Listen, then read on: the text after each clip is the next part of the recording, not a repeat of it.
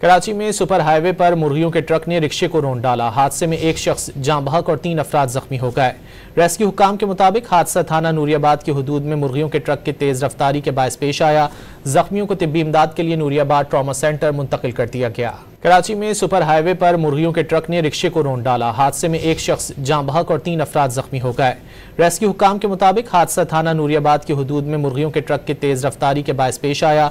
जख्मियों को तिब्बी इमदाद के लिए नूरियाबाद ट्रॉमा सेंटर मुंतकिल कर दिया गया। कराची में सुपर हाईवे पर मुर्गियों के ट्रक ने रिक्शे को रौंद डाला। हादसे में एक शख्स जाँ बहक और 3 अफराद जख्मी हो गए। रेस्क्यू हुक्काम के मुताबिक हादसा थाना नूरियाबाद की हुदूद में मुर्गियों के ट्रक की तेज रफ्तारी के बायस पेश आया।